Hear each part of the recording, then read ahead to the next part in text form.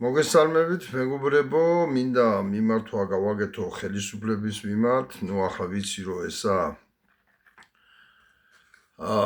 წყლის ნაყვა და მეტი არაფერი, მაგრამ რა ვიცი. მე რა თქვა, კონსტიტუციური ოპოზიცია არ არსებობსო და თურმე, ახლა ყველა უყურებთ სიტუაციას, რაც ირანის გარშემო ხდება, უყურებთ როგორი მობილიზაცია მიდის. გადაწყვეტით იმის თქმა, რომ ტრამპი ამ ნაბიჯს გადადგამს და აუცილებლად დაარტყავს ირანს, ჯერ კიდევ შეიძლება ითქვას, რომ არ არსებობს ასე გადაწყვეტით ამის თქმის საშუალება, მაგრამ დიდი პროცენტით ალბათ ამ ხელაძალის მობილიზება, ახლა ყველა ჩაახრიგინო და ჩამოახრიგინო, არ ვიცი.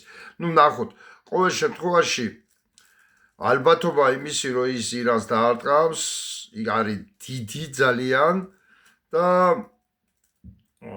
ძალიან დიდია ამის ალბათობა და ახლა რასაც მოყობა ტოლვილების დიდი ნაკადი და ემიგრანტების დიდი ნაკადი მთელ მსოფლიოზე, რა თქმა უნდა, მაგრამ ყველაზე ახლოს ახლა ჩვენ ვიმყოფებით, ახლა რა ვიცი, რამდენად სომხეთი დაიცავს თავის საზღვარს და არ გადმოატარებს ჩვენსკენ და არ ვიცი, უკვე თუ ნებისმიერი ხელისუფლება რომელსაც უყვარს თავის ქვეყანა, რომლებსაც უყვარს თავის წინაპრები, დაიწყებდა მზადებას ამისათვის და ფიქს ამ საკითხზე და ოპოზიციასაც და საზოგადოებასაც მიმართავ იქნებ ხوار დავიწყოთ ფიქრი ამ თემაზე და კარი გაუღოთ მხოლოდ ფერეიდნელ ქართველებს.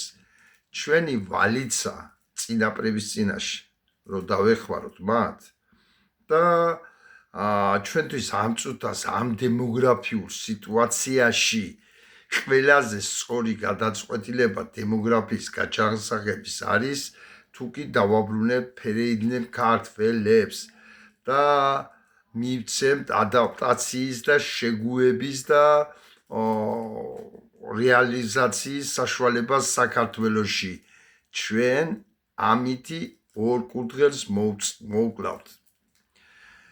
ვალს მოვიხდით ჩვენი წინაპრების წინაშე, ვალს მოვიხდით უფლის წინაშე, რამე თუ გაჭირვებულისთვის ხელის გაწოდება ესა ქრისტიანობა და მეორე რაღაც დონით მაინც გადავწყვიტავთ დემოგრაფიულ პრობლემებს, მუშახელის პრობლემას, რომელიც უკვე სასტიკად ატყვია საქართველოს, უკვე მუშახელის პრობლემა, ამით გადავწყვიტავთ რამდენიმე საკითხს.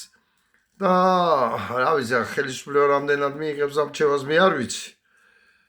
მაგრამ საზოგადოებამ დავიწყოთ ამაზე ფიქრი პოლიტიკურმა პარტიებმა, არასამთავრობოებმა, ფიქრის მსჯელობა არ იქნება ურიგო.